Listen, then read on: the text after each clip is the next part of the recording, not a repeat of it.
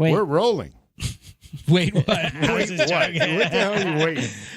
Welcome back, everyone. This is episode 95. Wow. Correct. I remember that Jiu-Jitsu year. Dummies podcast, brought to you by Black Belt Digital Marketing.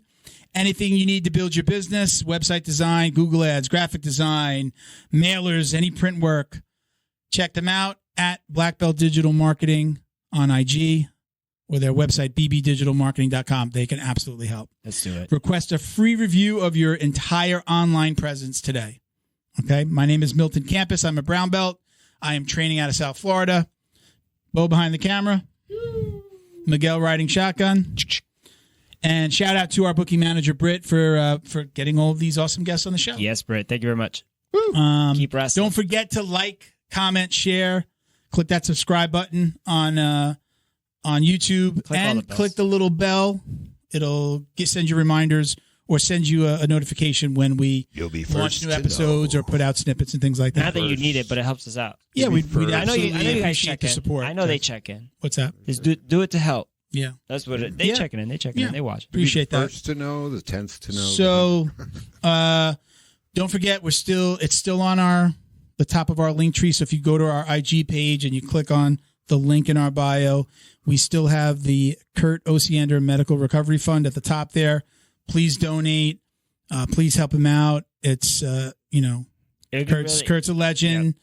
We all have a Kurt story of something that we've learned through a video, through one of his moves of the week. I know that I do. He's given us all something. Yeah, give something back. Yeah, even no matter what, whether it's $1 or $100, just check it out. Most of the people listening will have their hips replaced. Yeah, he did just have one hip replaced. He's got to do the other one. He had a lot of trials and tribulations the last couple of years on top of COVID and all the craziness, and then his house got robbed. So yep, katana sword. If there's anybody that deserved a little help, it's Kurt, and we all need a little help every once in a while. Let's do it. So joining us today is ATOS black belt Heather Wood. So stick around. We have a few quick shout outs. Thank you to our friends over at Flow and Roll, hands down the best custom gi and Nogi gear in the business.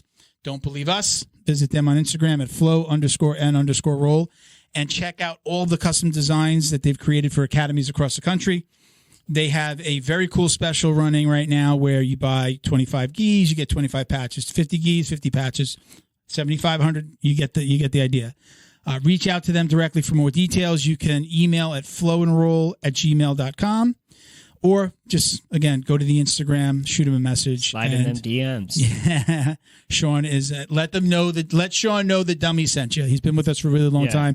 I love when I talk to him and he says, I just got a new client. They mentioned the show. It's good. That's awesome. It's working. You can also find our podcast tee on their Teams page. Go check them out again. It's flowandroll.com. You get 20% off of anything on their website with code JJD. Not for use with custom orders, though. Okay, guys? Thank you to the BJJ box. Thank you, Tony, for all your support. Rocking the shirt. What is it? Guillotine choke, right? What does it say? This is the BJJ box on the show. Yeah. Very cool. I have I've been wearing the hooker one. Hooker assassin. Hooker assassin. My wife loves when I wear that. I don't know that I'm allowed to wear that outside of the house. Sometimes I just cover up the top word. Hooker assassin. Yeah. One of my I could wear it to the gym, but I can't wear it with my wife. Just wear an ascot. She doesn't like it. Just wear an ascot so it covers the top part. So the BJJ box is Jiu-Jitsu's favorite monthly subscription box. It's delivered to your door filled with premium jiu-jitsu and grappling apparel, equipment, supplements, supplies, snacks, and more. They find the best products in the world of jiu-jitsu, and they guarantee that every box is going to be worth more than the cost. So each box includes about 4 to 7 items. We know you're going to love it. Use coupon code JJD10 for $10 off your first order, and we've got another cool box coming soon. All right. We've got a cool little announcement for Neutral Zone Clean. Okay, we talked about it so much that Mike and Candy, the owners of Neutral Zone, they said, hey, why don't we do a special? So the products, the website was just launched in August. You've got your wipes, your sprays, your refill. Mm-hmm. We talked a lot about the bucket. Yep.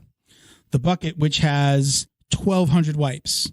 So it's a bucket, right? It has the wipes coming out Yep, the top, yep. so you can grab a wipe. I think we've all been seeing like in the supermarkets, right, in a little tin, right? Right. They have a bucket that they bring out to wrestling events. They sell it on their website. Go online, go on the shop page. You'll see that bucket. It typically goes for $109. Okay. So they're going to do a special, $99. So you're saving $10.99. Yeah. Use code JJD GIFT. Okay. Again, you're going to get $10.99 off and free shipping. That's a freaking big bucket. Yeah. So free shipping. So What's you're getting even more, you know, So like the value goes it's a even big higher. bucket. So it's only for the bucket.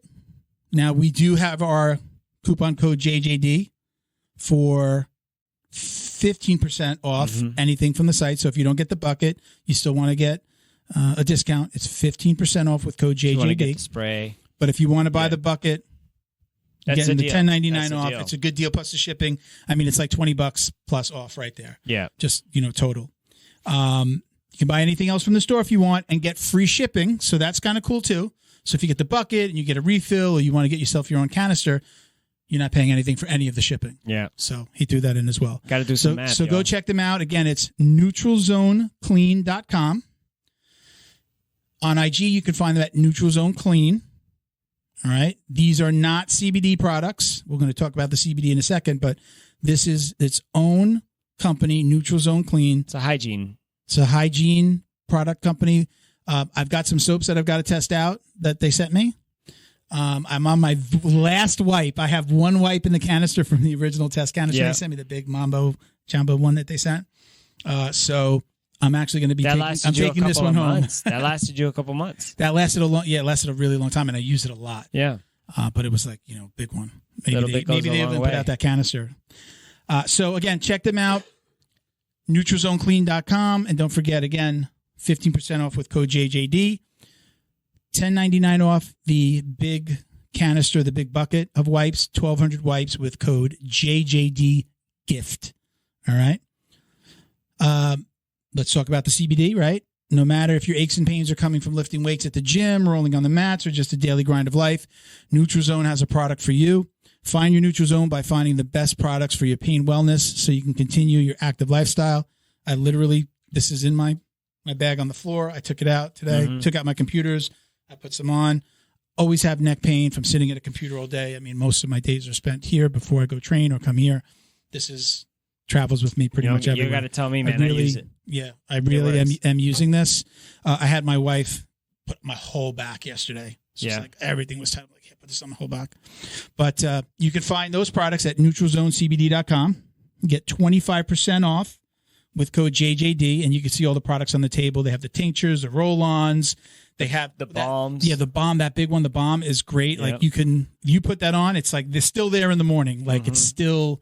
You could still feel it. It's like a thick, almost like a. It's like a balm. No, but like a. I mean, so if somebody's thinking about it, like Vaseline, a deodorant, like kind of like it has that. It's feel. Vaseline, but it's not greasy. There you go. Yeah. Again, check them out at neutralzonecbd.com. Get 25% off with code JJD. Okay. All right. Anything else? Anybody got anything? Nah, man. All good. Let's get to this guest. Little gas. Let's do it. Let's get Heather in here. Let's do it, Bo. Two. Hello, Heather. How are you? Good. How's it going, guys? Good, good. Thank you for joining us. Thanks for having me on your show. This is awesome. So you just said you're coming to us from Idaho. Yeah, this is my parents' city. Yeah. In Boise, and I really, really love to come back here. I have a lot of really good friends here. Is that where you grew up?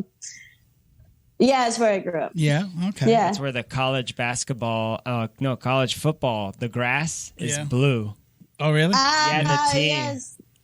The Broncos, they're orange. It's like the most obnoxious orange and blue. It's like the Gators. Imagine the Gator colors on a football field, and then the seats are all orange and blue. The stadium's wild. So you go? Do you get back there a lot? I think I listened to an interview with you, and you were visiting back then as well. But do you get back often? Yeah, I try to come back like 3 or 4 times a year. I really love it, and like through my jiu-jitsu career, I always come back here when I like run out of money or when I'm really homesick. So it's home base. I'll be like, Yeah, a free place to stay and like good people. So like a regroup, you know. Now you let the cat out of the bag. When you tell people you're in Idaho, they're going to be like, "Oh, she must have run out of money. Gotta go back home." What's the training like there? You said you're at your friend's academy there.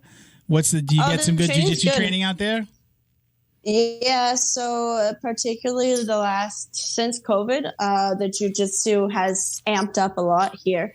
There's a lot of new schools, and also we have a group of black belts that we all train together. Okay. So it's just different guys from all the gyms, and we have group training. It's fairly inconsistent, but when we're like, I guess when I'm here, I usually try to bring them together and get all the guys to come and train. So then it's like, it's the same amount of black belts as if you're in ATOS or anywhere else. Yeah. I think about 8 black belts come, and myself and a couple browns and purples. So it's a good room. It's a good room. And they're all from different schools. So they have different styles and different, like a lot of wrestlers here. So we got a lot of that. I was waiting to say that. I was going to say, is the jiu-jitsu good out there? I'm sure the wrestling is great out there. Oh yeah. My buddy, Potatoes, his gym, his gym that I'm in right now. He's my size. He's like 150, and he wrestled since he's like 5, so like 30 some years, and 34 years or so. So he's a really good coach. He coaches like a high school here, and he's D1, and I learn a lot. So my wrestling gets much better. And then I have a follow-up question. So you've gotten a chance to train with loads of people from all over the world. Do you think the baseline, like white belt out of the street, never ever trained before, doesn't matter what they did in high school or whatever, just run-of-the-mill person that walks into the gym, is there a portion of the world, or even just in the States, a portion of our country that has like the hardiest, the toughest? Just like, why is everybody tough here? You know what I mean? Like, I think I would say like someone just to walk in the gym. You mean like some like good old boy from here, or like, is that what you're saying? Like some surfer dude in California, or like a Midwest guy, or like a East Coast guy, or girl, or whatever. I'm just saying, like, generally, because my wife's Midwestern, and then like the women up there are hardy. They're hardier than the women down here in terms of just like. I called my wife Hardy, if she'd be like. She's from the Midwest. No, she's from the Midwest. I don't know a lot of women who'd like to be called Hardy. Like my wife's like mentally strong. Yeah, like she's not weak at all. Okay. You know what I mean? Are you backpedaling now? No, he's backpedaling now. Absolutely, he is. My wife's smoking. My wife's smoking hot. I'm gonna listen to this. my wife's smoking hot. but I mean, just like she's a tough woman. Like she's not scared of getting her hands dirty. When I heard Hardy, in the back of my mind, I don't know what movie I heard it in, but like when a guy calls a woman sturdy. Yeah, that's like hard. It's such an insult. I don't mean it in a physical form. I mean it. I would just use the word tougher. It's not they're tougher here or there. It just other things like the mannerisms, like getting dirty or getting wet. We got so far away from jiu-jitsu already. That train derailed. That train derailed a long time ago. I'm gonna instant message his wife this little portion of the show when he called her Hardy. Yeah. I should be a paramedic. I'll never give up, like on the person, you know. I get the crux of his question. Where are people tougher? Period. Here. Out in Boise, California. I know you've been in Florida. Japan. Like the average person, like you're like, damn, these white belts are tough. Let's call it white belts. Who has the toughest white belts? I want to say like the Mexican, Colombian, like Latin American girls, the toughest white belts I ever seen. Yeah.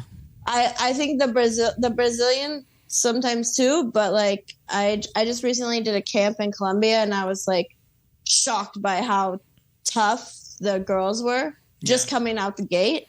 But I don't know if it's just like, I don't know if it's here or there or Florida. Like I'm not going to bash like the Californians. I love living in California, but I do think it's like a level of privilege, because I train in Brazil. I taught kids in Brazil. I taught kids in Australia and in France. And I feel that it wasn't so much of where they came from as like actually like their level of poverty, to be honest. Like the kids who like grew up with nothing, like they fight so hard. The women too, like they're like, if I'm going to be here and I'm not going to be providing for my family, or if I'm not going to be doing something to further my career, I have to give 100%. Yeah. Whereas someone like who has more privilege and has an easier life, my I kids think use it's like after school.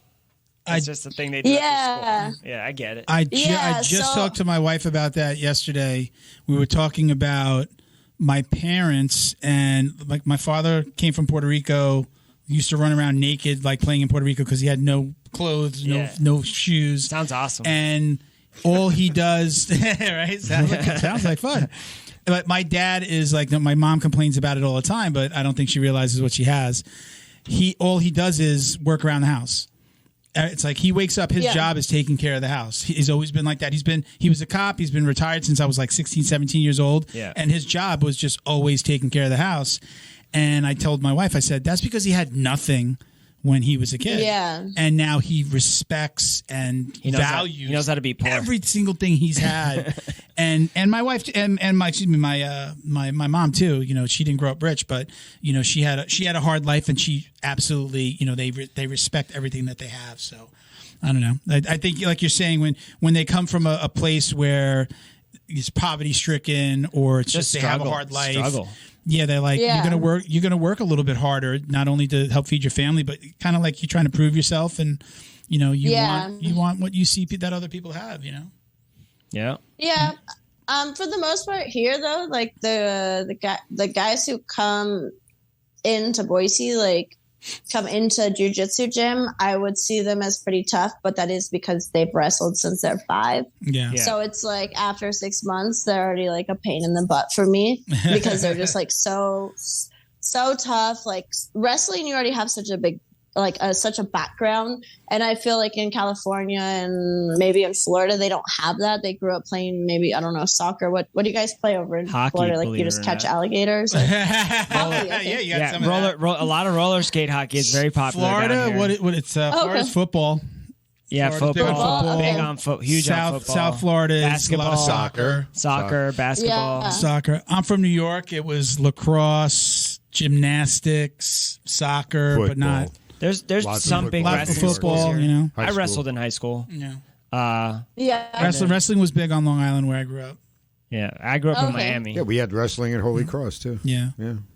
So those guys are tough. So I mean, let's take a little bit of the whole time you were talking about it. I'm thinking I want an ATOS Boise T-shirt, like with the ATOS Boise Idaho. And instead t-shirt. of it being blue with the white, I want it to be like blue with corn. orange.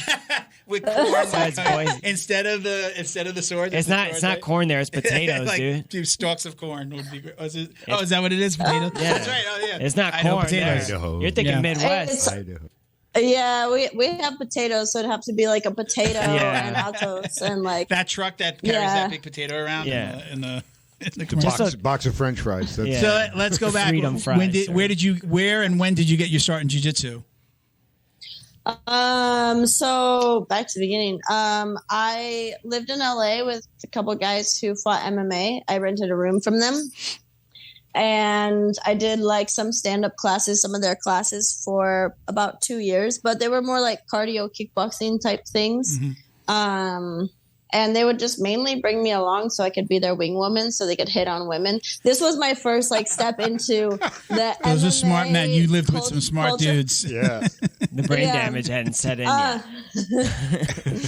Yeah.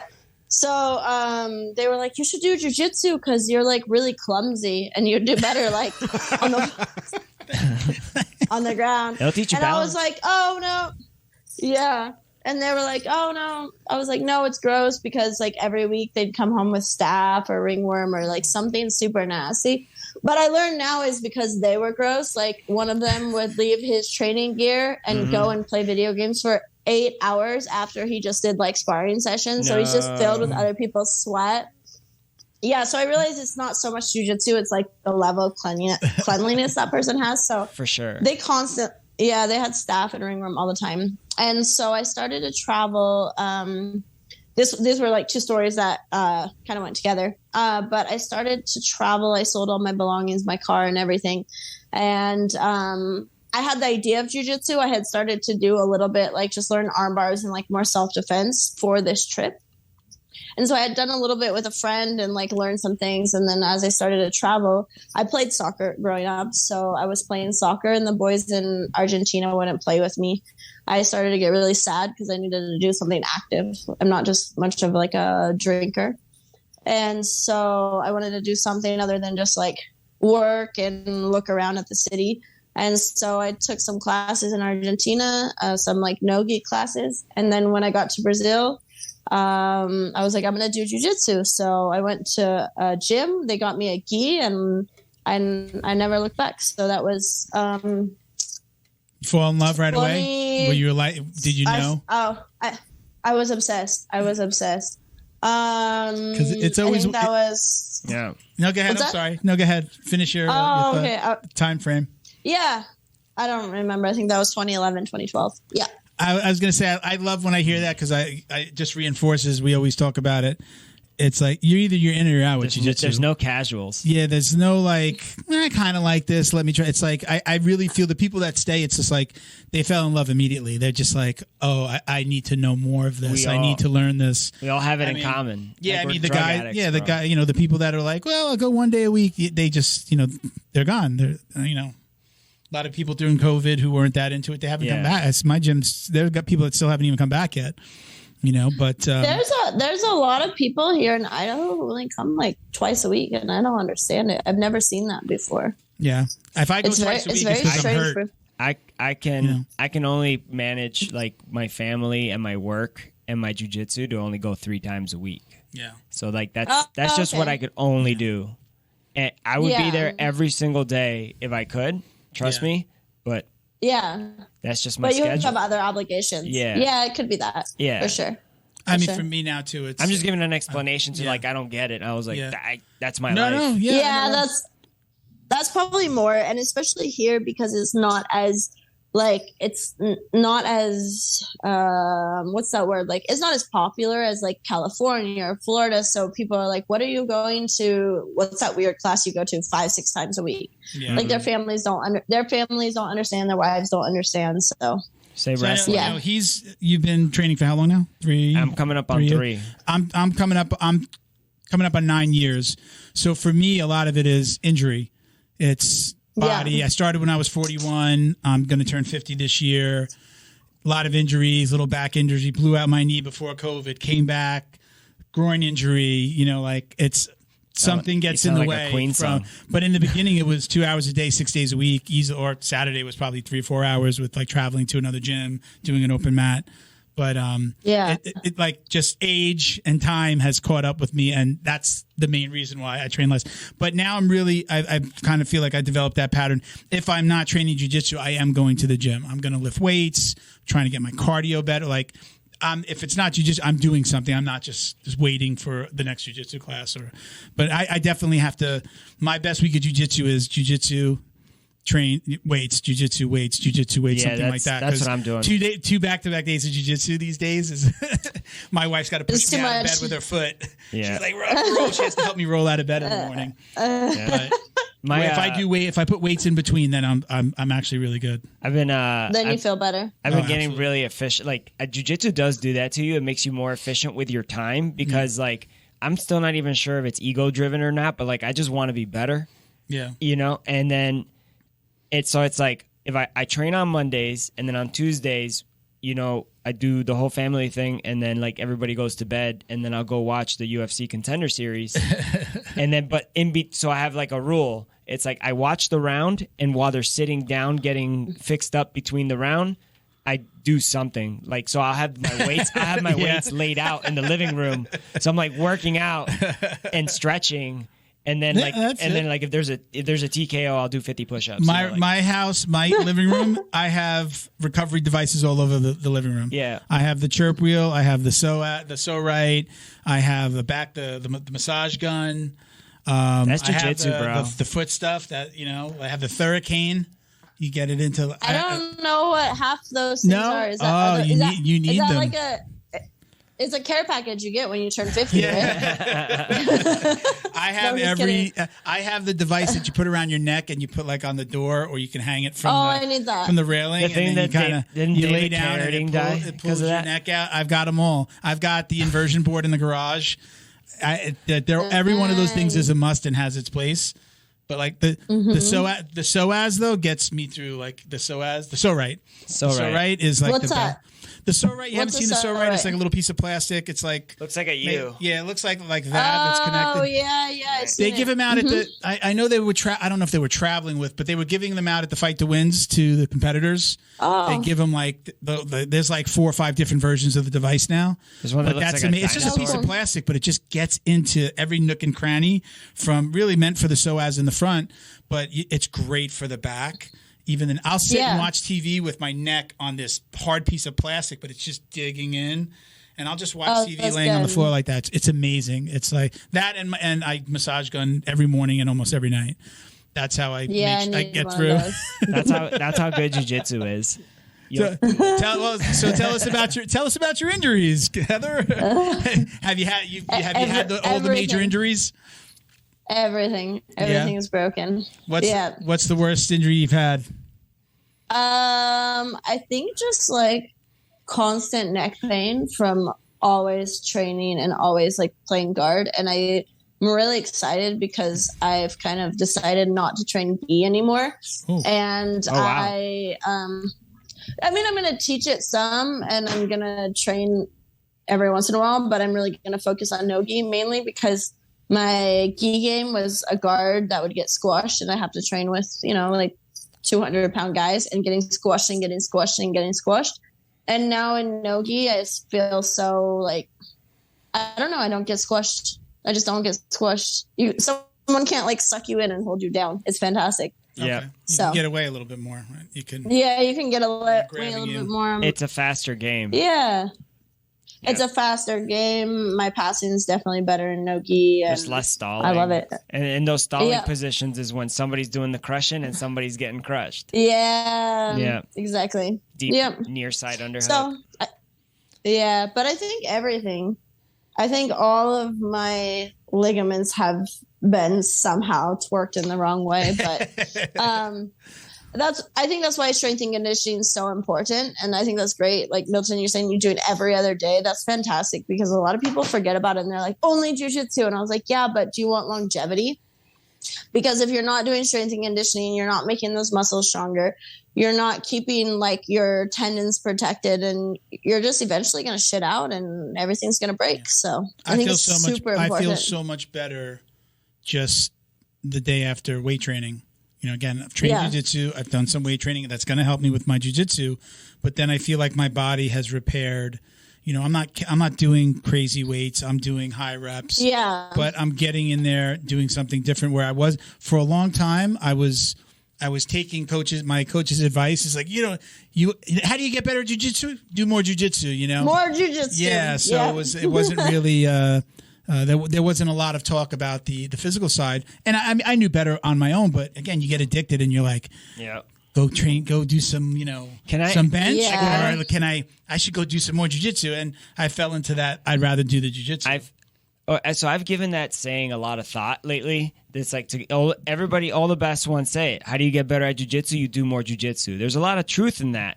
But then you say something like, but how much do you care about longevity? Yeah. So then it becomes like an equation of what you want it to be on the other side. It's how much jiu-jitsu versus how much longevity do you want? But I think if you want longevity, you have to do both. If you want to compete, you have to do both. So I think it's a natural part. But they just go together.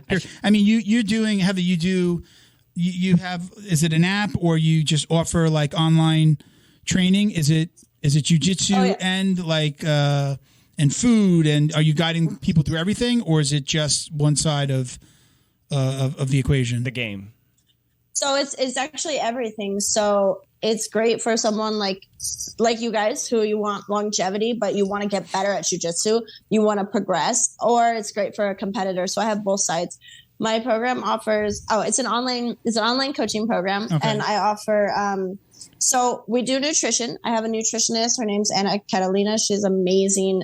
She's from Mexico City. and you meet with her, you discuss like what you eat, and she helps you find a good meal plan to meet your macros and the things you like. Because like, let's be real, we're not 20 years old. We can't eat whatever we want, right? Yeah. But we also don't want to be so strict where we're like starving ourselves and not happy. So she helps you find a balance with that. And then you have a strength and conditioning program. I don't know if you guys have heard of Electrum Performance. Galval used it for a really long time. It's a strength and conditioning program. Well, he has an app, and I have that app incorporated into my program. So you guys get to do that, which it's incredible and super necessary for longevity. But not only that, but as an athlete, there's only a few athletes that I know that don't do strength training.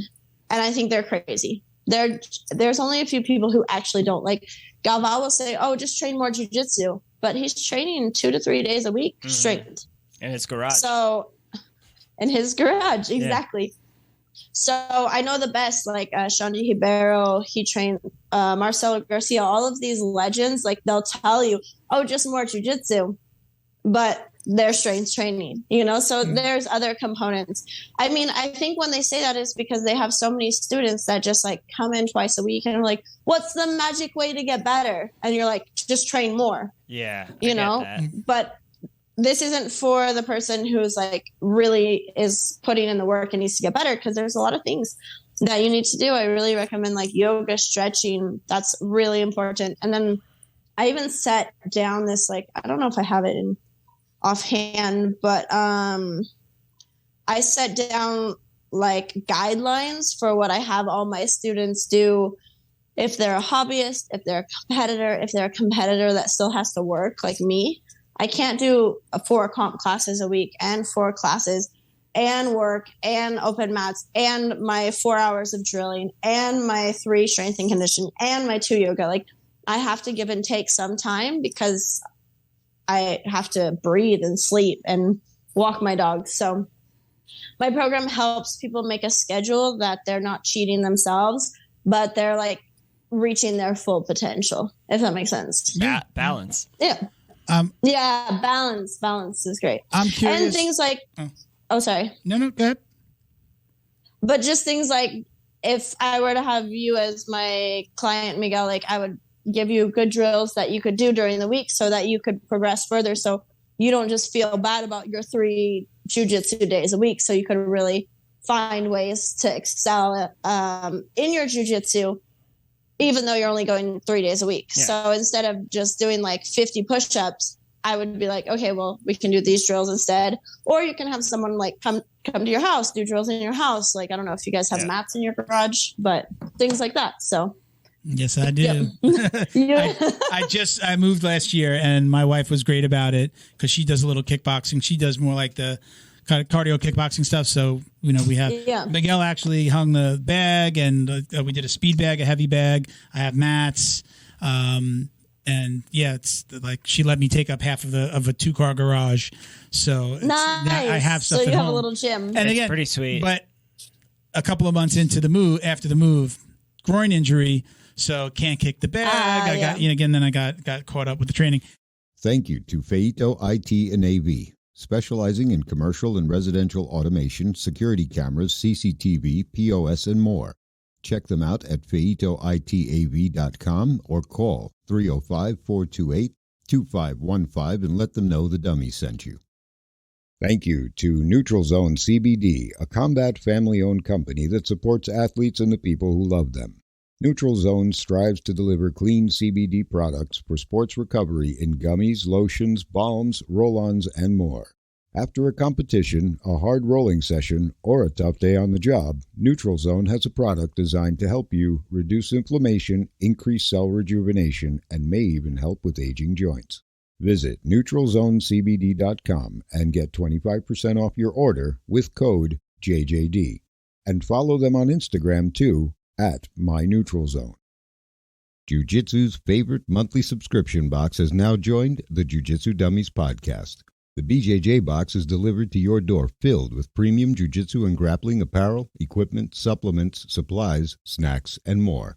The crew at the BJJ box find the best in the world of jiu-jitsu and guarantee every box to be worth more than the cost.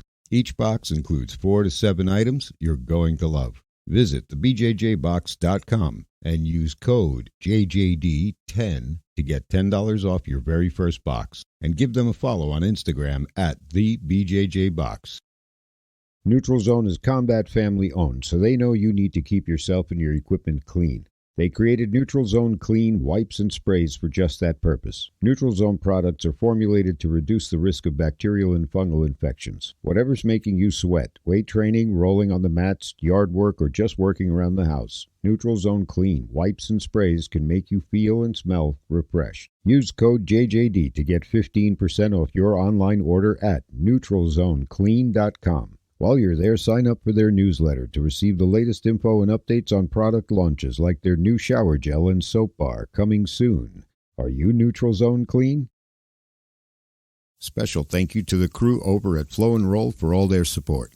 Flow and Roll is renowned for their incredible Nogi rash guards, shorts, and leggings. Flow and Roll has quickly become the premier custom apparel provider for academies big and small throughout the United States. Reach out today to discuss your custom order and ask about their incredible pre-order program. You can send an email to flowandroll@gmail.com or visit their Instagram at flow_n_roll and shoot them a direct message. And yes, they can create an awesome custom gi for your academy as well. Visit flowandroll.com to check out their awesome designs, and while you're there, pick up a Jiu-Jitsu Dummy signature tee exclusively at flowandroll.com. And remember, you'll get 20% off your purchase of t-shirts, rash guards, or gis with code JJD. I'm actually kind of curious because I know you're talking about it a lot. I know a lot of people that are doing it.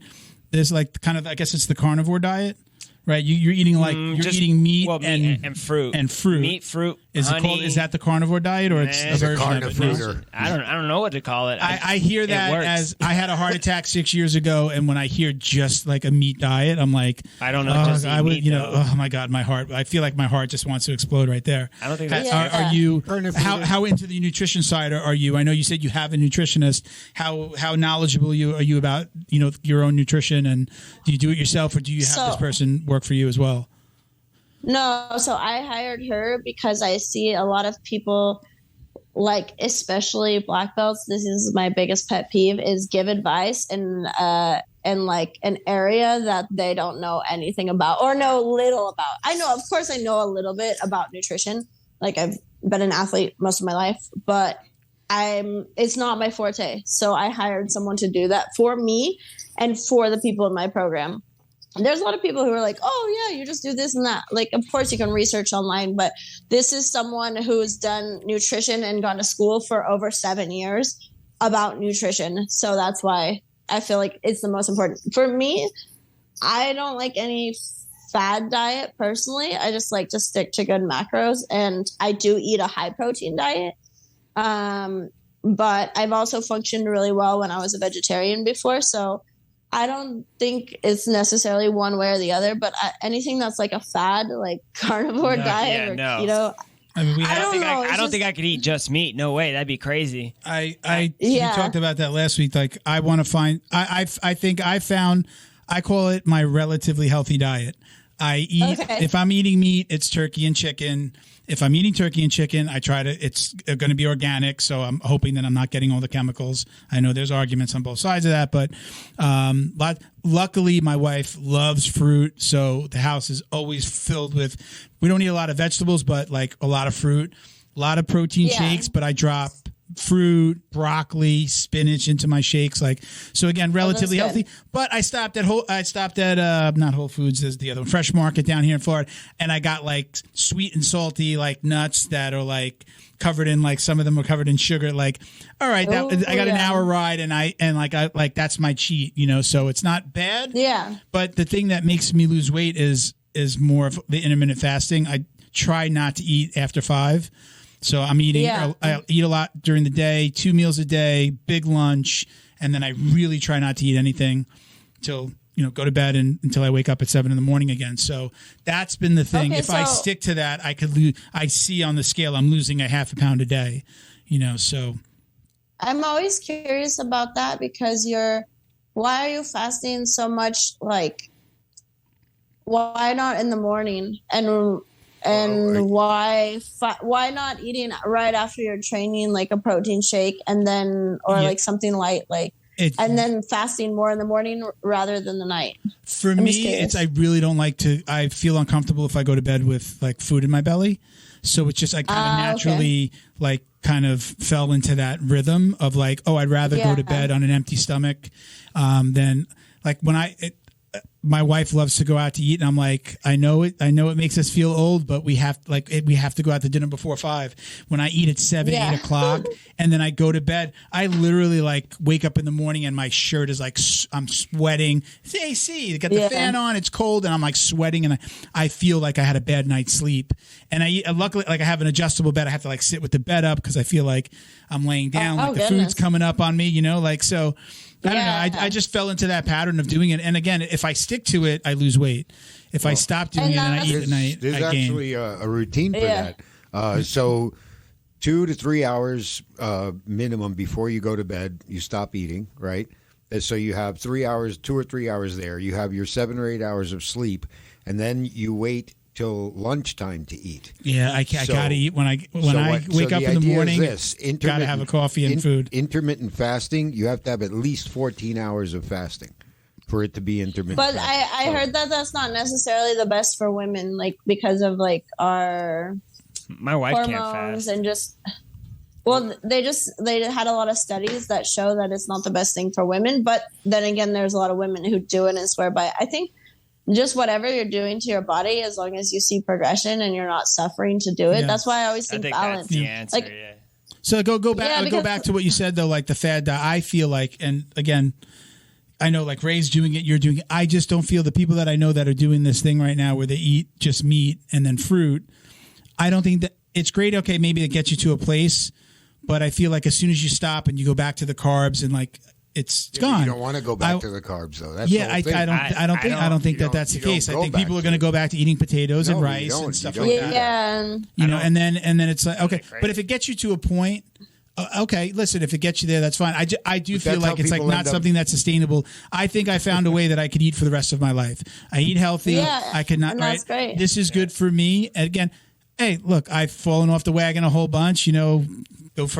Come home with an acai bowl at 9 o'clock at night after practice for me and my wife because she loves the acai. I want to do something nice. That's healthy. That's a healthy. But again, now I'm eating right before I go to bed. So it's I don't know. I've tried different ways, but that's been the thing. I've dropped 12 pounds in the last couple of months just off doing it and being consistent with it. So well, you look fantastic. Thank you. But I'm 233 now. At my heaviest, I was 247 in the past few months at my heaviest. So that's to me that's a lot. So no, it's hard, and as long as you're coming back, I think balance is, and like you said, like something that you can maintain, like longevity, balance. Those are things I really believe in. We're not 20 years old. We can't do like just whatever and have all the pounds drop off. Like we have to be consistent, and we have to do things that we can manage. So let's talk about ADCC. You were there? Did you go? Yeah. When we spoke yesterday. You were really driving back from Vegas. Yep. It was a good time. Overall sense of the entire event. What'd you think? Oh yeah. I thought it was a great event. On Sunday, I had a couple whiskeys because sitting in that place for like 12 hours, I don't sit still well. That's why I do jiu-jitsu, I think. But it was a really good show. It was put on really well. The only thing I would have liked to see is like a schedule so that I could have picked what I wanted to see. They ended up posting one on like Seth Daniels' page, but not one on the ADCC. So I was like looking, and I was like, "Where's the schedule?" And someone's like, "Oh, it's on Seth's page." And I was like, "How does that make sense?" So like the only thing for me, I would have liked to have seen like something so I could be like, I had a car, so I could go at this time, come back at this time. I want to see the girl fights. I want to see my professor. I want to see some of my friends who are fighting. Yeah. But I don't have to see. I mean, I love jiu-jitsu. Don't get me wrong, but I didn't not watch every single match. Like I have to eat. I don't want to. I don't want to be there from 2 to 1 until the end of the Galvao fight, the Ryan Galvao fight. I watched the entire day. Now I did kind of fall asleep a couple of times, but I told my wife, I said, this is jiu-jitsu Olympics. You got to let me watch this. And they crammed it in 2 days. And I didn't watch, but I watched all day. I didn't watch. I did watch a little bit on Saturday as well, but I wasn't as consistent with it. But then Sunday, I was just like the whole day.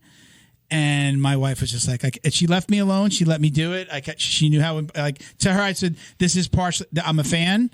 And it's like I was studying, like I was, these are people that we're going to ask on the show. And these are people that, I want to remember this and know when we talk about ADCC in 2022 that I could, see it and talk about it intelligently. Man, also, but it was amazing. The high caliber amount of people that were there. And it almost like this ADCC really felt like a passing of the guard from old jiu-jitsu to the new blood in jiu-jitsu, like the Rotullo brothers, Baby Shark. Oh, yeah. I sent an invite to like all three of their pages. They have a page together and their 2 pages. I threw out the invite. They comment back on. sometimes on my stuff. Yeah, they're funny. How about those Rotolos? Oh my God. They're amazing. 7th world. I'm sure you've had an opportunity to roll with them. Oh yeah. I rolled with them in all the belts, and they've always been great. But I think it was like when they got like, I guess, man strength, I would say. For sure. Yeah. That's because man, like they've always been so good, so talented. They work really hard. They're really nice boys. Like I'm really happy to see them on that level, and they really deserve it because I see a lot of guys, and I feel like, and their boys were. I don't feel like anything was really handed to them. Like they had to work hard, and I just think it's amazing. They're just such great people, and they're so talented. How about that heel hook on Mika Galvao? He dove. Oh, I was trying to replay. Like I watched it over and over again because we watched it in real life, and we watched everything. Like he dove under the leg. Almost, yeah. He dove under the leg, but it was like he had to clear the knee line first a little bit, so his knee wasn't trapped. And then Mika just weaved his foot in the wrong side, and Kay just like boom, it was done. He almost like figure four locked his leg. Like it almost looked like a weird calf slicer position. Like it was like almost like reverse lockdown, like on his hip. Well, Mika? Yeah, like Mika's leg entanglement like looked really weird, like the way they were facing away from each other. I think he was trying to isolate the knee and get the heel hook, and then Kay just kind of slipped the knee through, and then that's what it looked like to me. Oh, look, now I want to watch it again. He brought the heel from his inner armpit to his outer armpit, and he dove like under and then came up. It was so wild. No, but I was saying like it was how Mika set up his leg entanglement that he brought his leg inside when I think if it had been outside, it would have been safe. And Cade would have had to escape. But I got to watch it again now. Yeah, it's gnarly. How weird was it to watch Ty? It was Ty, right? Ty with Josh Hinger, right? That was rough. Like first round, really. Like that's really hard. And essentially, his coach was he his coach at points, right? He's not a training partner. Like he must have been his coach at points. No, like in classes. No, I don't think he's a Josh competitor, was right? ever his. Yeah, I don't think that he's ever like been that. their Josh coach. doesn't like run any classes at ATOS and stuff. I think he used to run the white belt classes, but I think that he's just. I'm not sure because I've been traveling myself for the last year teaching seminars. I think that Josh was just teaching seminars because you make so much more money. Okay. Yeah, but I think because honestly, the people who run the class are Galvao, and nobody really believes this, but Galvao teaches almost all the classes. Oh yeah. Rolando teaches some, and Michael Liera used to teach a bunch. Dom Bell teaches some, and for the last year or so, I've been teaching seminars. So I haven't. Yeah. I've only gone back to training for. Still hard to watch two training partners, though, right? Especially from your own team. Well, that's how I felt watching Nick Rodriguez versus Gordon Ryan. I was like, okay. But they're not training partners anymore. Yeah, but I mean, he brought him up. I mean, could you imagine? That'd be like your professor at White Belt. When we talk about Ty and Josh, they still train together. Like exactly. That's still in the same team. There's no rivalry there. That had to be hard. That was a tough match. What a tough match. What a great match.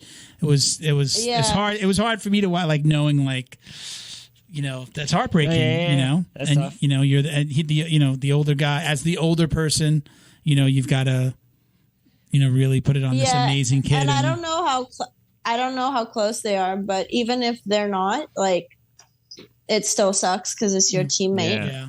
Like, and then people say things about closing out. Like, it's hard in this instance when it's like for a world title or for ADCC. Of course, you're not going to, but then they have little tournaments like, let's say the Boise Open. Like, why do you want to fight your training partner for a dinky $5 medal that nobody pays you, nobody sponsors, nobody gives a shit? You paid.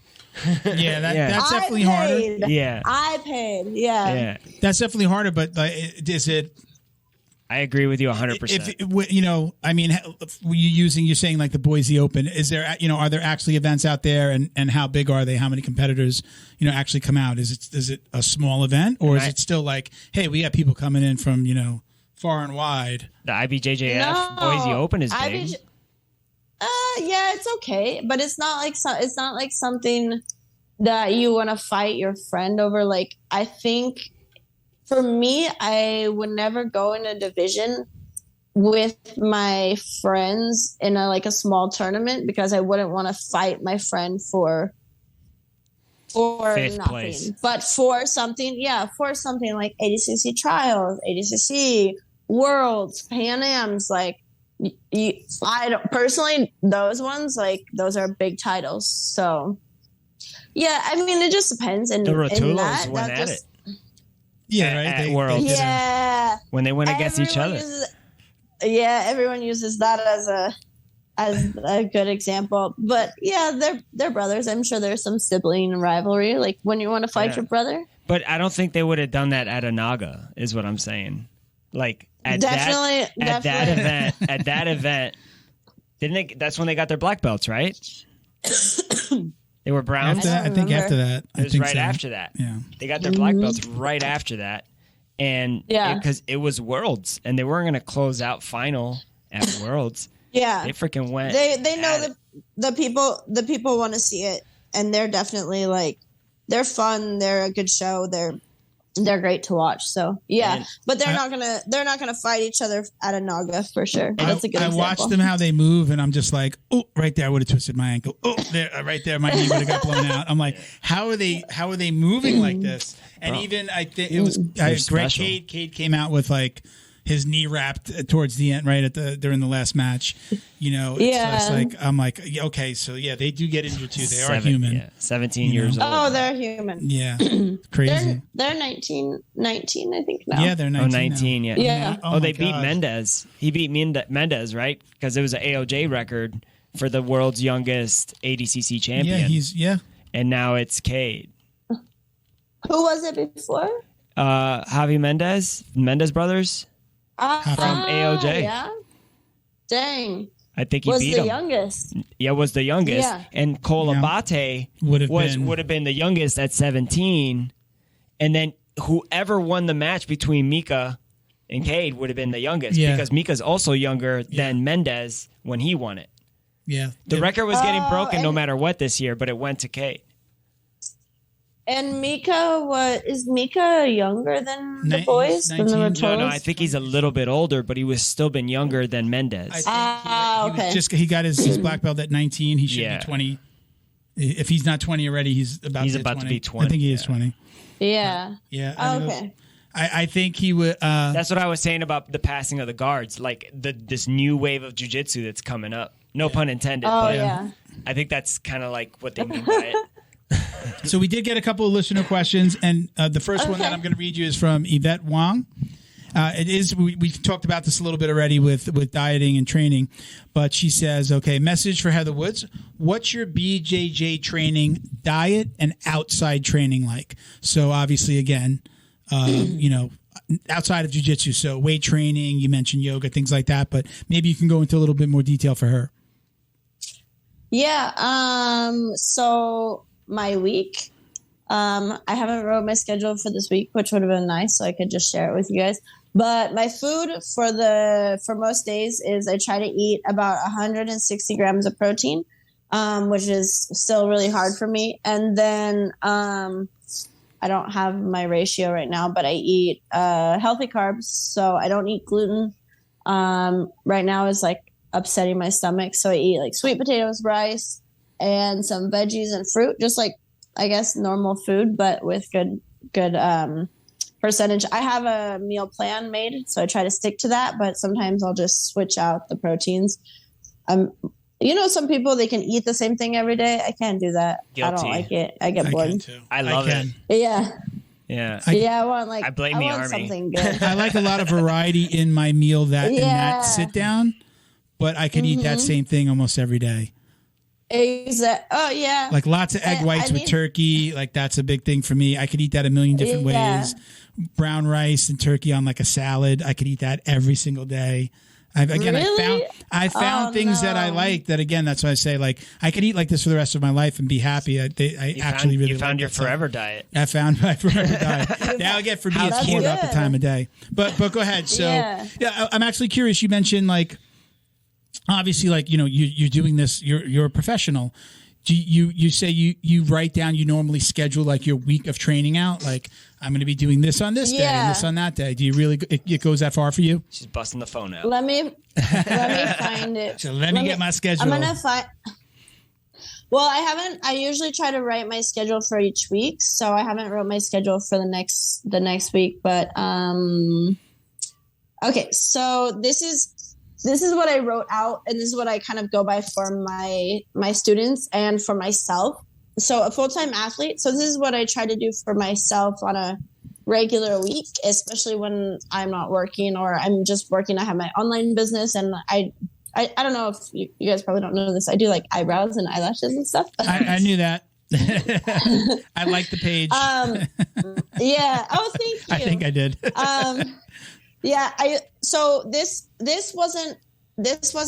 I wasn't able to do this when I lived in San Diego because I had my own studio. Before COVID, I had an eyebrow studio with another woman, and it was amazing. And I would do microblading and lash lifts and a whole bunch of stuff. So I really didn't have time to do this, but this is what I do now. So I do 4 comp classes a week, which in Idaho, I can't always find comp classes. So I'll have to build that up with extra rounds afterwards. So I'll like do a class, and then I'll just beg people to roll with me for like another hour after. I'll do 4 regular classes. I'll do 3 1-hour drilling sessions, and then I'll do 3 to 4 lifting sessions, which to be honest, I'm very bad at. I usually get in 2 to 3. And then I'll do 3 yoga or stretching a week. So if I can't make it to a yoga class, I'll just stretch in front of like the TV or outside in the backyard with my dog. And then I try to hit up an open mat just because I feel like jiu-jitsu should still be fun.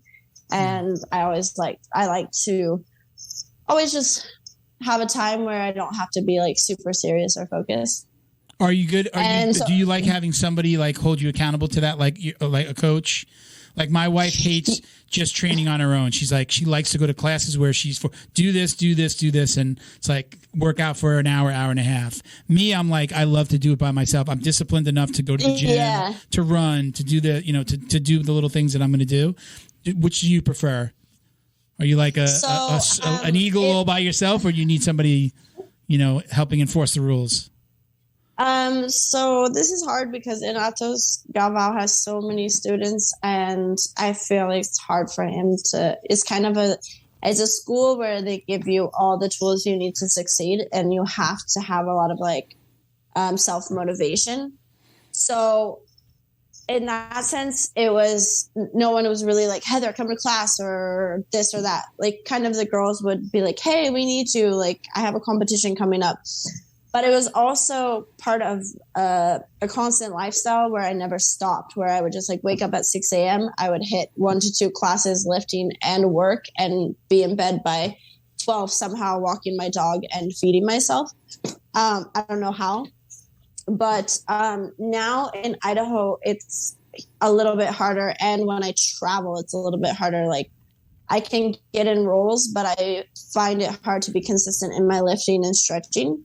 Those are hard things. And I've asked multiple times, like one of my best friends here, he's my wrestling coach and he owns one of the gyms in Boise. And I told him like, hey, I need you to like coach me. I need you to be like bossy and make sure that I'm held accountable. But I think he's like maybe slightly scared of me because he's like, do you want to come to wrestling? I'm like, no, I don't want to go. And then he'll be like, okay. So I feel I have to hold myself accountable. I think it'd be nice to have someone push me sometimes because especially when I come back to Idaho, I can feel myself be a little bit more lazy. And mainly that's because I feel that a lot of, I guess the people here aren't as driven with jiu-jitsu. And so a lot of them are like, oh, we'll train, a couple of rounds. But if somebody else, it's my ego. Let's be real. It's my ego. In ATOS, let's say my friend Amanda Bruce, she's a brown belt. If she rolls 10 rolls, I want to roll 10 rolls because I want to be better. Does that make sense? Yeah. So it's more of I feel like it may be an ego that drives me to work harder. But I did pretty good this last camp for Master Worlds and doing it here in Idaho. So I was very proud of myself because I stayed consistent the whole time. Congratulations, by the way. Thank you. Thank you. Okay, everybody, support for today's episode comes from Vincero Collective. If you aren't familiar with Vincero yet, they make exceptionally crafted and stylish watches at affordable prices.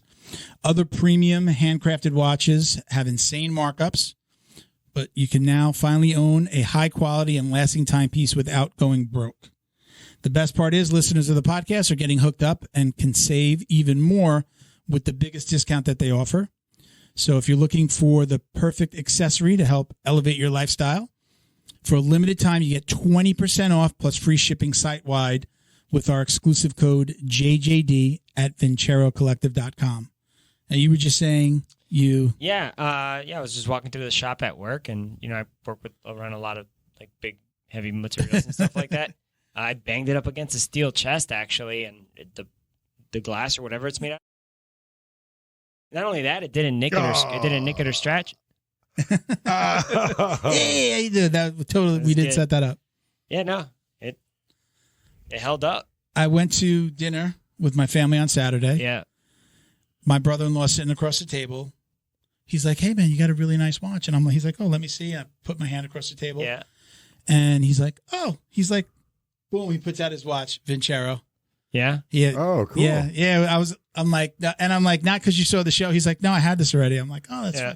That's cool. Yeah. Yeah. Man, I'm telling you, if I looked through their site, obviously, after we got them, and there's some nice stuff. Yeah, he had it makes you want to dress nicer. Like, I think the watch is nicer than anything that I own. So now I gotta upgrade everything else to match the niceness of this. That's absolutely hilarious because I have not worn anything dress related throughout the entire COVID. Yeah. I haven't worn my brown shoes that I normally wear to go out or to go to work. I put on nice pair of jeans, a button down. I rolled up my sleeves, had my watch on. I was like, I look good. Yeah. And it was the first time I didn't want. That is absolutely true for me. The watch has it made me go, I want to wear my watch. In the closet. I want to wear my watch. Yeah. So I got dressed up. Yeah. I had to iron stuff. Yeah, man. It was, again, coincidentally, my brother had it. So I love the watch. I've only worn it a few times. You said you're wearing it to work. I'm not really wearing it during the day. I work from home for the most part. So I'm not wearing jewelry or anything in the house. Yeah. So it's just been if I've gone out, and I've gone out twice now. I gotta have a watch at work, man. Yeah. Yeah. That's awesome. I'm glad you like it, man. I do. Thanks, Vincero. So once again, they can only offer this big discount for a limited time, so don't wait or it'll be too late. Get 20% off plus free shipping site-wide with code JJD at VinceroCollective.com. Support our show. Use the code. Again, it's JJD at VINCERO Collective.com. I guarantee that you're going to find something that fits your style, so shop Vincero today. Let's get back to the show. Nice. Thank you. And then I just wrote it down for like athletes who have to actually work. So just anyone else is like 2 comp classes, 5 regular classes, 3 1-hour drilling sessions, 2 to 3 lifting, and 1 to 2 yoga. And then so hobbyists, which is basically you guys, I mean, I don't know if you compete, but that's basically what you do. 3 to 5 regular classes, 1 hour drilling or 2 30 minutes, 2 lifting and 2 stretching. So that's pretty much what you guys do, right? I'm a hobbyist for sure. Yeah. It sounds like a lot more than I do. I felt like an athlete for a second till I saw. When I hear it like that, it sounds like a lot more. Until she read off the athlete, I thought I was doing a lot. I was like, damn, I feel pretty good about myself. She started just like, I was like, I'm not doing any of that. No, but there's definitely something to be said for like overtraining, and I've seen this a lot. Like, for example, I have a friend in Mexico. It's my friend's wife. And she trains, she does MMA. She trains 5 classes per day. Like, this is including her boxing, her wrestling comp training, her sparring, jiu-jitsu in the night, beginner, and her lifting and her jiu-jitsu advanced. So I would see her in the gym from 5 to 6 hours per day, 5 days per week. And she's a mom. I don't know how she does it. And I think like I tell her she overtrains, but there's overtraining is a real thing. Yeah. Like there's a point where you're breaking your body, and I don't feel that you can retain that much information. So sometimes I actually do better when I do a little bit less, because I feel like I can retain the information. If that makes sense. I think a lot more people are talking about that now. Like you need to rest 8 hours of sleep at night. I mean, even the UFC has gotten on its fighters about, cutting weight. And now they have to be, they actually have to have a doctor, check in on them the week of a fight, while they're cutting. I mean, it's just a different world. And I think the world recognizes that the body will heal itself if you allow it to rest. And if you're, mean, you're saying training 5 training sessions a day. Right. So I hear that's 5 hours. That's at least 5 hours. A training session is usually going to be an hour, right? For the most part. Yeah. And that's 5 hours of training every single day. That's it's a job. That's, shit. I hate sitting at a desk for 5 hours. And that sounds like a better job. No, yeah. Sure. I'll take getting choked and punched in the face for 5 hours. I work more than 5 hours a day, so I'll take the 5-hour gym a day schedule. Yeah. If only I could turn back the clock. Like if that was but I feel like when I break this up, like when I'm doing this, is it doesn't come out too bad. It's basically taking off 2 full days a week, and I can have like 2 full days of recovery where I can like hike and hang out with my dog and do my stretching. And sometimes I have to lift on my rest day because I didn't plan well, or I decided I wanted to hang out with friends. So I mean, I feel like it's actually not as much. It sounds like a lot, but if it is your job, it's really not. No, yeah, it's too much. I agree. Yeah, it's just hard on the body. Talk to us a little bit about the seminars. People can just reach out to you on Instagram if they wanted to book you for a seminar, or do you have anybody helping manage that for you? No, so I hired an assistant and it didn't work out. So, IG. I need an assistant. No. So everyone is welcome to message me. I do try to do seminars in like the area that I'm in, because as we get older, it's exhausting to like fly somewhere for like 3 days and fly back. Of course, if someone's like, oh, come to New York, and I'll go. But for example, in the fall, I'm going to be in the Portland area. So I'm going to be teaching in Northern California, Portland, and Washington. And I'll be able to set a schedule up slowly, and then I'll have slots open. So if people want to reach out to me on IG, or you can write me on my website, whatever works. Yeah. Okay. Good hiking up there. What's that? It's like good hiking up there. Good hiking? Yeah. Yeah, I'm really excited. I'm super excited. And all my friends there have dogs, so I hope that my dog can get along with their dogs. And yeah. It's going to get I'm super stoked. Okay, we have another question. I have another question for you. This is from Livia Everhart. It's her IG is Sauce BJJ. I know she's here in Florida.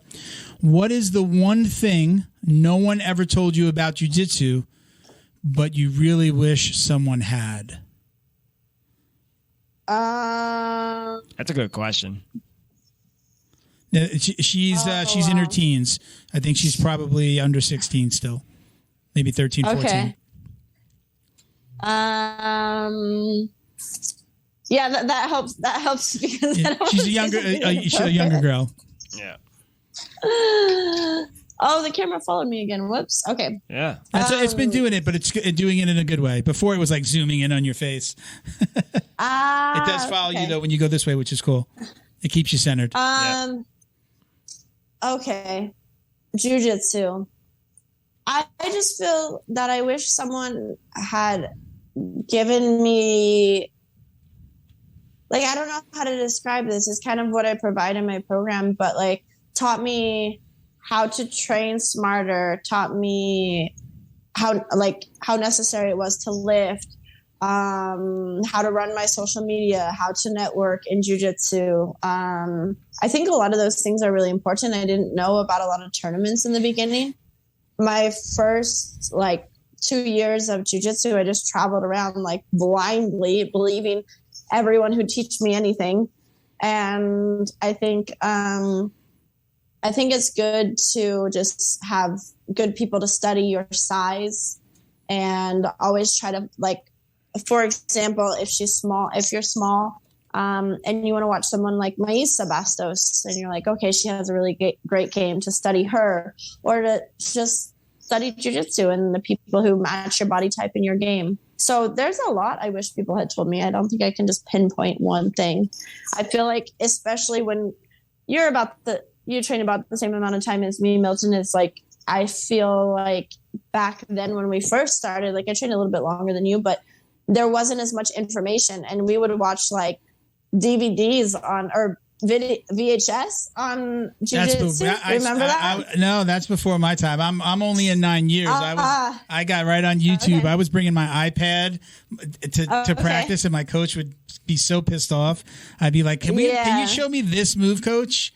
He finally gave in and just started doing it because he knew I wasn't going to stop. Now you could do your own. You could do your own research, pretty much. No, I was already at when I was 41. Yeah, I'm 49, going to be 50. I started right before my 41st birthday, and it was it was YouTube all day, every day.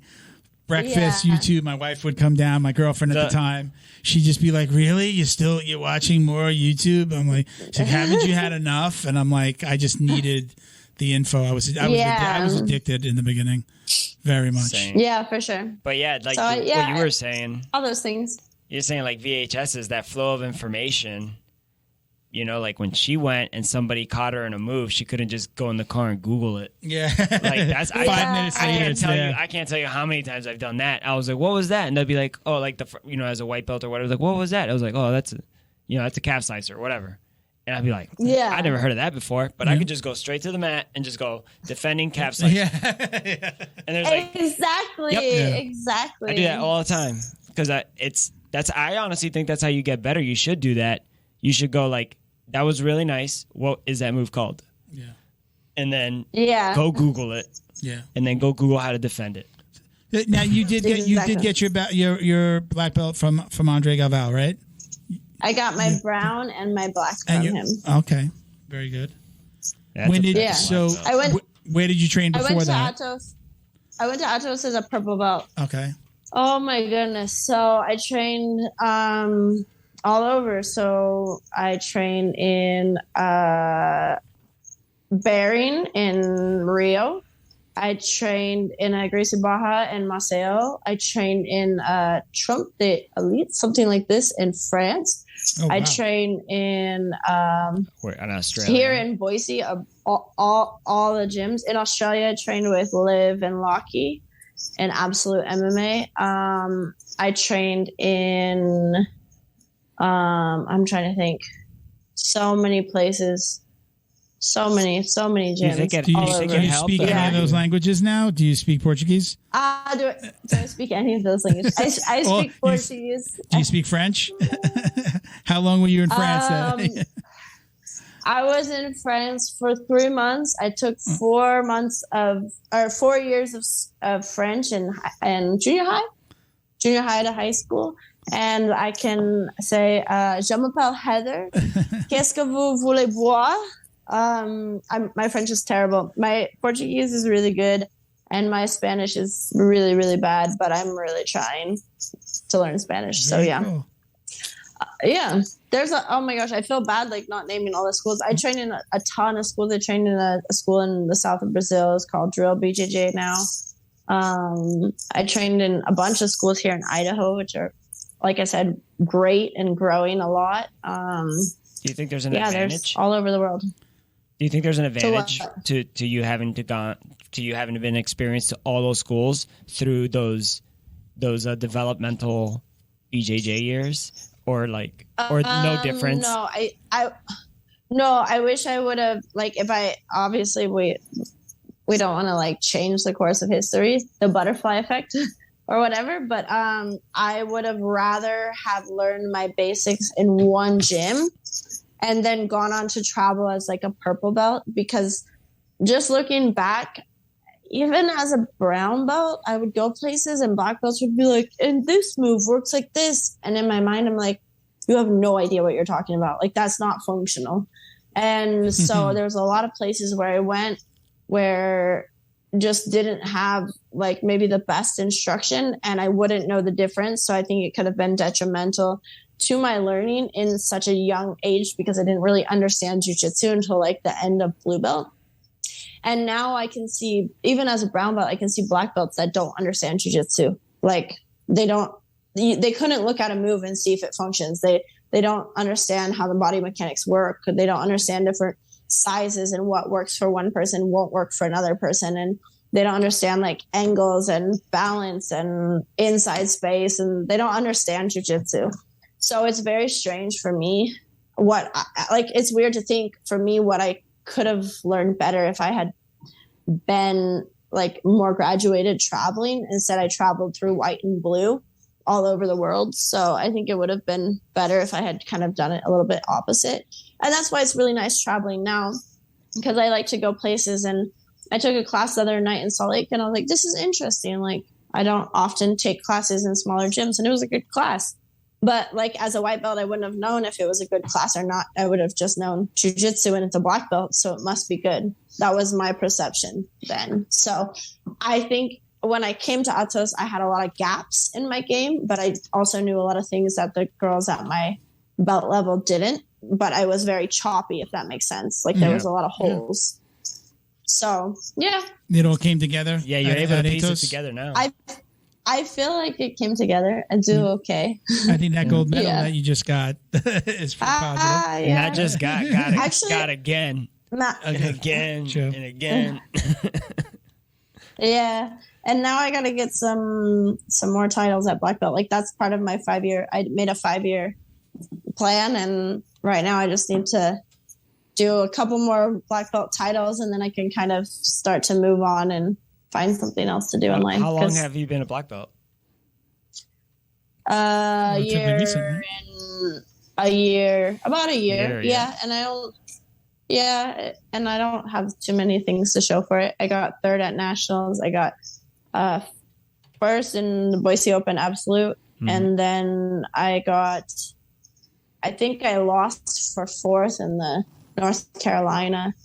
So I didn't win. So that's not even a medal. That was probably going to be a coaster one day. I usually like cut off the ribbon and then put little sticky tabs on my default medals, and then I use them for like my coasters. I'm not going to hang up. You're hungry. I'm not going to hang up a medal that I didn't win.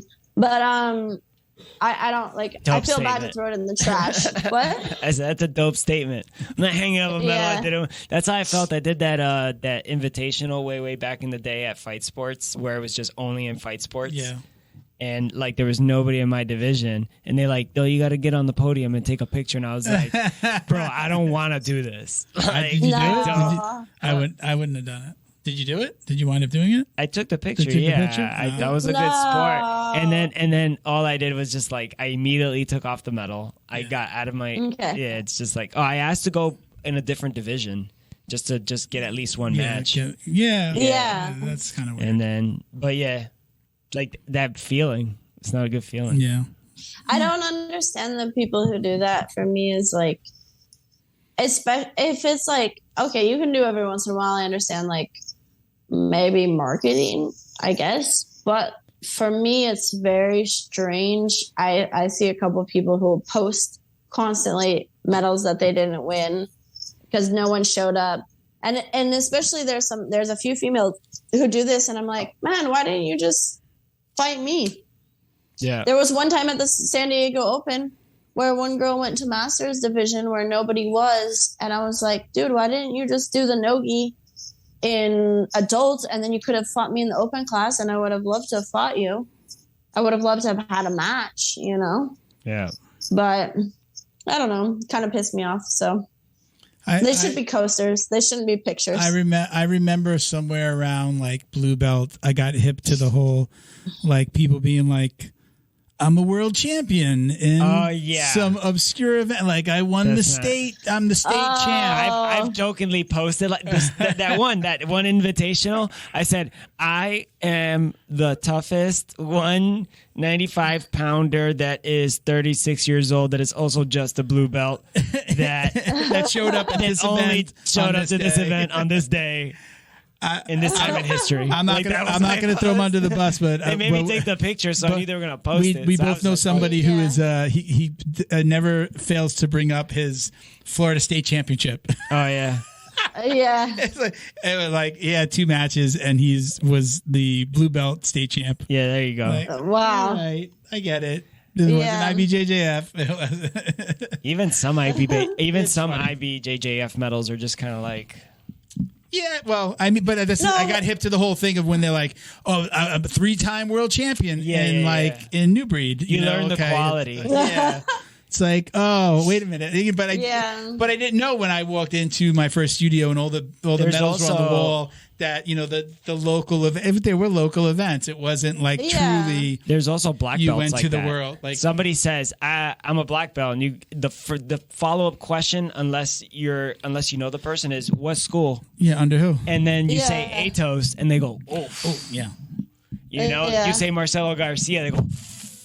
You say Jocko Willink, you go. You say something like Jeffrey Perez. If there's a Jeffrey Perez out so there. there's even that, and you could be a really really good black belt. My bad, Jeffrey Perez, black belt somewhere. And I don't know who Jeffrey. No, I just made the name up. I just made it up, but just in case. Okay. But there's definitely a Jeffrey Perez who's a black belt who's gonna. Somebody's gonna tag him and be like, "I'll whoop your ass." Yo, man, they're talking shit about you on the jiu-jitsu dummies. Little dumbass up here. I'll show you what's up. Hey, it's Jeffrey Perez. Yeah, right. Could be that. So we do this little segment at the end of every episode, Heather. This is called the drill down. There you go. We call it the drill down. The what?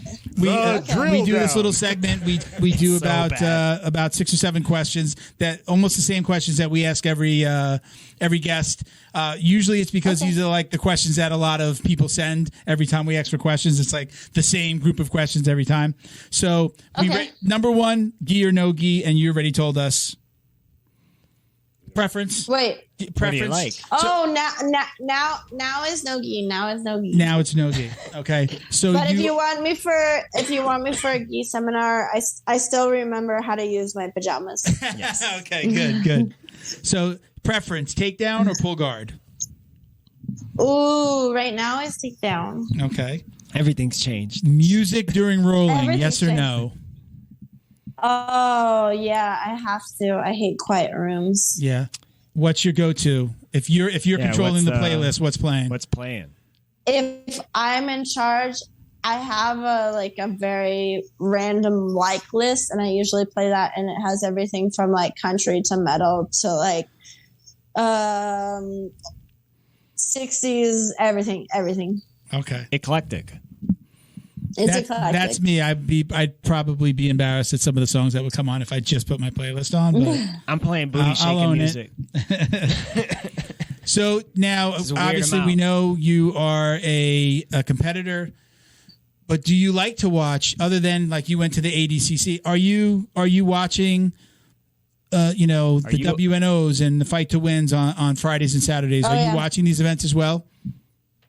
I watch them, but not religiously. I watch a lot of jiu-jitsu, but I mainly watch the women like in my division or in women that I plan to have matches with. I like to study jiu-jitsu. Okay. So, of course, I like to watch those shows, but I really like to watch just women's jiu-jitsu in general because I want to see what my competition's doing, how they're getting better. I like to see like how they learn and how they grow, and hopefully I can take some of that stuff and learn and grow too. Yeah, do you have any favorite competitors that you like to watch?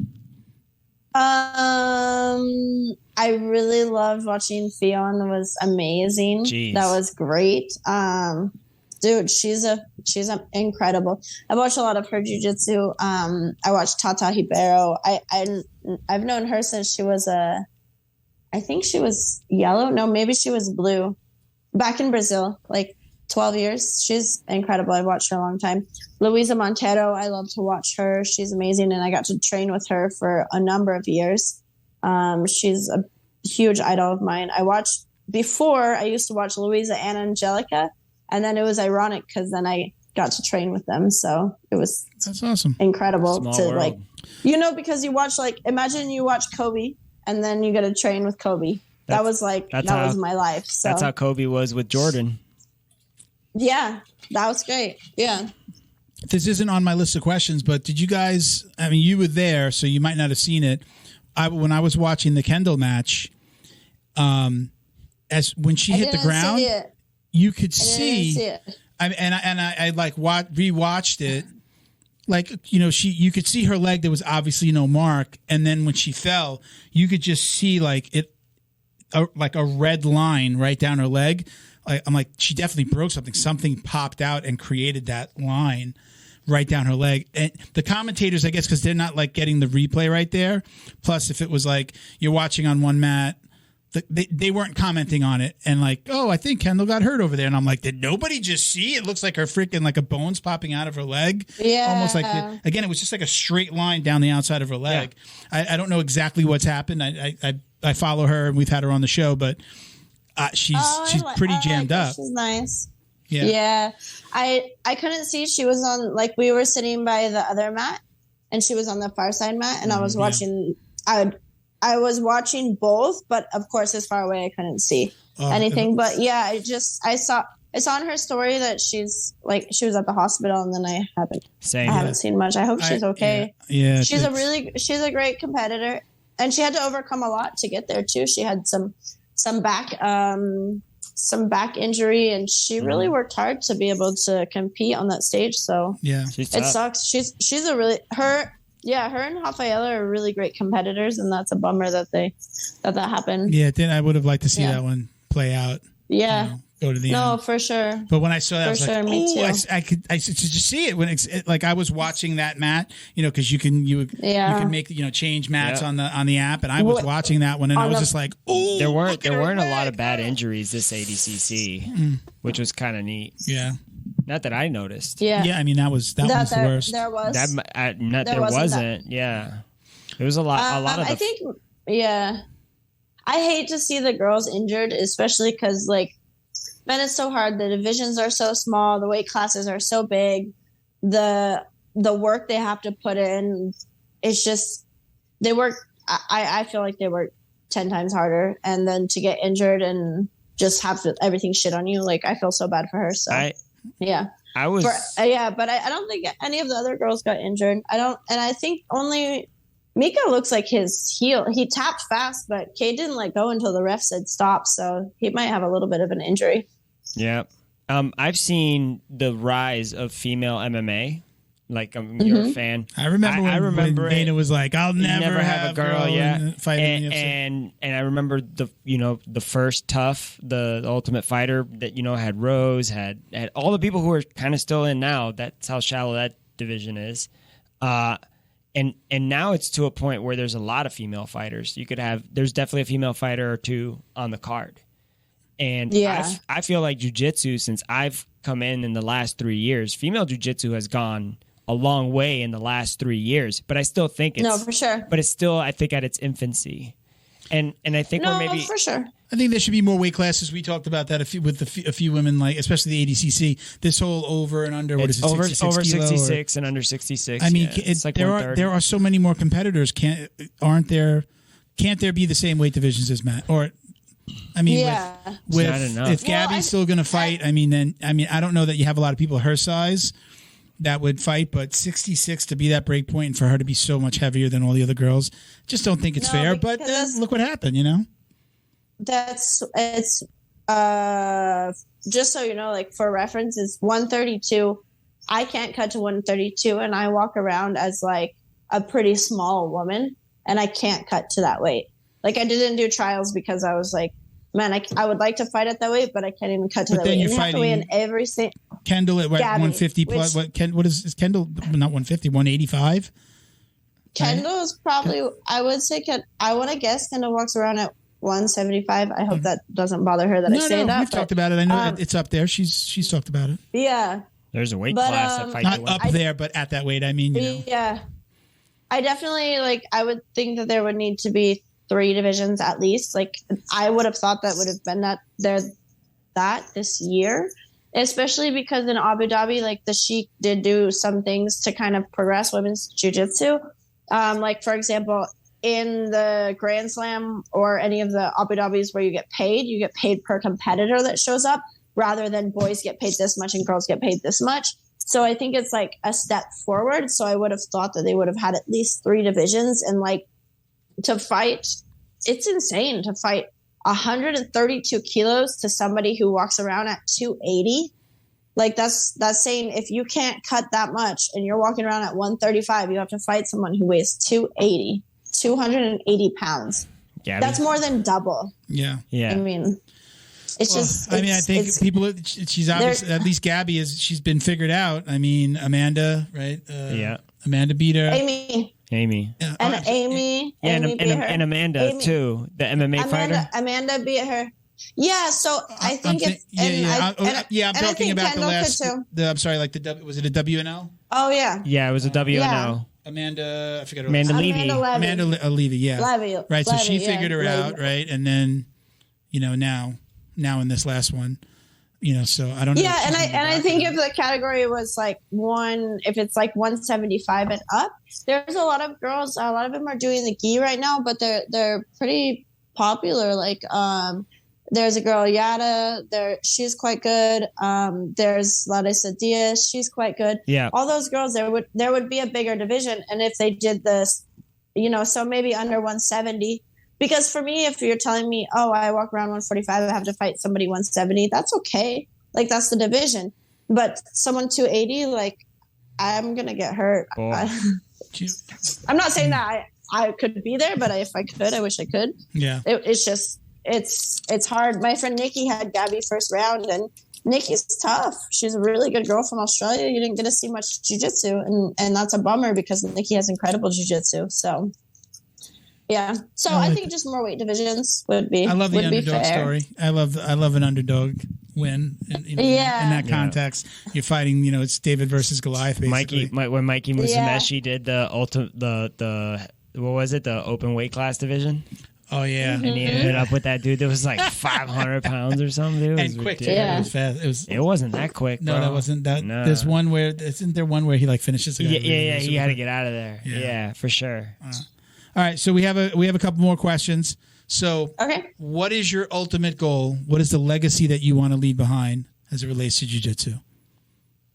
Oh wow, I think I hope that I can do a lot for women's jiu-jitsu. I started later in life as well, and of course, I would like to have more titles for myself. But I hope I see a lot of women who are like, this isn't fair for women. This isn't fair. And like kind of, I guess, nagging about it. And I really try to be more proactive in helping the growth of female jiu-jitsu. So I really like doing events for women and helping female jiu-jitsu grow. So I really hope that I can have a part in that. And I don't know. I think I just want it for longevity. Like I love the sport. It's amazing. I love to share jiu-jitsu. I love to learn jiu-jitsu. So yeah. That's a good one. Yeah, I was gonna say. I mean, yeah, I say jokingly, I want to die on the mat. You know, I want to be rolling and conk out. I want to go like my grandfather. Don't tell my wife I said that. Yeah. In his sleep. She wants me to go quietly next to her. Yeah. Together. Yeah. Like she was watching The Notebook the other day. I'm like, easy, babe. Just that's how you go to sleep. Yeah. Just the same. We have one last question. I was going to say the same, but on the mat. Oh yeah. Mm-hmm. Go ahead. So, one last question. And now I know that you said you're not doing a lot of gi, but do you or do you not wash your jiu-jitsu gi belt? Oh, it's a big one. Yeah, very divisive issue. Are you wishy-washy? Yeah, I mean, I wash it sometimes. I don't. I used to think there was some reason, but I can send you. Yeah, I can send you guys a picture of my blue and purple and brown belts, and I didn't wash them, and I feel like the MRSA ate them away. Yeah, because I can't really remember trading that much. It feels like it eats it up. When you see somebody that doesn't wash their belt, it eats it up in a different way. Flesh-eating disease. Sorry guys, I have to teach in 15 minutes. What's okay, up? Yeah, we're yeah, I'm teaching. Okay. Sorry. No, that's good. That was our last question. I want to give you the floor. Go ahead and do you want to shout out any sponsors? Say hello to anybody. This is your time. Oh, well, thank you guys for having me. Thank you. The last podcast I did, I think I was a little more fun because I was having like a glass of wine. So if you guys, you were great. We loved it. We loved having you. Okay, good. So there's this really great brand in Mexico. It's called Pressure and Diamonds. You can say Presión y Diamantes because my Spanish is so bad. But they now have a store in the U.S. and it's a really great brand. So if you guys want to check it out, and then I use Electrum Performance. Most of the things that people that sponsor me are things that I use constantly. I was rubbing this on my shoulders. It's Doc Thackeray's CBD, but I feel like most of the people that sponsor me are products and things that I use, like Electrum Performance. I really believe in their strength and conditioning.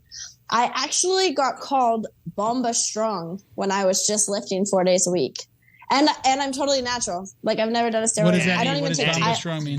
In Portuguese, when it bombao is like you're taking acai and Jesus. Yeah.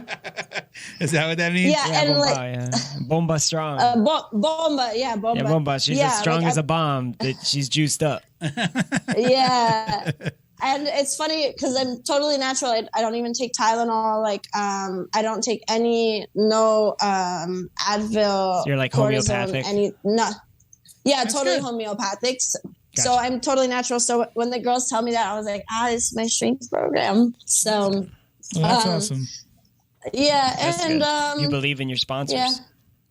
I believe in my sponsors. I don't it sucks because I feel like as an athlete, maybe it would be better and if I let anybody sponsor me, but I kind of don't want to have somebody sponsor me that I don't believe in them as a person, or I think they're a trash human. I think that's wise. I think that pays off in the long run. Keep an eye out. I know some of our sponsors, they like to reach out. They might send you something. We're going to, if you send me your address, I actually send me your address and your sizes. And actually some of our sponsors one of our sponsors sends out our t-shirts and he tends to maybe throw an item or two, just, nothing crazy, but he might throw something in there. But one of our NutriZone Clean has been reaching out to a couple of our sponsors. They just launched their cleaning product, their hygiene products, wipes and sprays. And they've been reaching out to, I let them know. I'm like, yeah, that was great guest. They shared our stuff before they came on the podcast. They would be a good partner for you. And then I let, whatever they do and offer is up to them. But, keep an eye out. It actually happens where they reach out and they say, hey, we saw you on the podcast. We sponsor, maybe we could do something together. So it does happen a lot. So more often than not. We like our sponsors too. Yeah. Our sponsors are pretty awesome. We're not selling out. All right. So I know you got to teach. Okay. So thank you very much for doing this. We're saying goodbye, but we're going to come take a picture real quick. Two pictures. One more minute. Okay. Thank you to Neutral Zone CBD, a combat family-owned company that supports athletes and the people who love them. Neutral Zone strives to deliver clean CBD products for sports recovery in gummies, lotions, balms, roll-ons, and more. After a competition, a hard rolling session, or a tough day on the job, Neutral Zone has a product designed to help you reduce inflammation, increase cell rejuvenation, and may even help with aging joints. Visit NeutralZoneCBD.com and get 25% off your order with code JJD. And follow them on Instagram too, at MyNeutralZone. Jiu-Jitsu's favorite monthly subscription box has now joined the Jiu-Jitsu Dummies podcast. The BJJ box is delivered to your door filled with premium jiu-jitsu and grappling apparel, equipment, supplements, supplies, snacks, and more. The crew at the BJJ box find the best in the world of jiu-jitsu and guarantee every box to be worth more than the cost. Each box includes 4 to 7 items you're going to love. Visit thebjjbox.com and use code JJD10 to get $10 off your very first box. And give them a follow on Instagram at thebjjbox. Neutral Zone is combat family owned, so they know you need to keep yourself and your equipment clean. They created Neutral Zone Clean wipes and sprays for just that purpose. Neutral Zone products are formulated to reduce the risk of bacterial and fungal infections. Whatever's making you sweat, weight training, rolling on the mats, yard work, or just working around the house, Neutral Zone Clean wipes and sprays can make you feel and smell refreshed. Use code JJD to get 15% off your online order at NeutralZoneClean.com. While you're there, sign up for their newsletter to receive the latest info and updates on product launches like their new shower gel and soap bar coming soon. Are you Neutral Zone Clean? Special thank you to the crew over at Flow and Roll for all their support. Flow and Roll is renowned for their incredible Nogi rash guards, shorts, and leggings. Flow and Roll has quickly become the premier custom apparel provider for academies big and small throughout the United States. Reach out today to discuss your custom order and ask about their incredible pre-order program. You can send an email to flowandroll@gmail.com or visit their Instagram at flow_n_roll and shoot them a direct message. And yes, they can create an awesome custom gi for your academy as well. Visit flowandroll.com to check out their awesome designs, and while you're there, pick up a Jiu-Jitsu Dummy signature tee exclusively at flowandroll.com. And remember, you'll get 20% off your purchase of t-shirts, rash guards, or gis with code JJD. All right. That was great, right? She's a lot of good perspectives. Cool. Yeah. Super hungry. Her knuckles prove her power. Super hungry. I feel like that's an important part of the competitive. Grab your throat.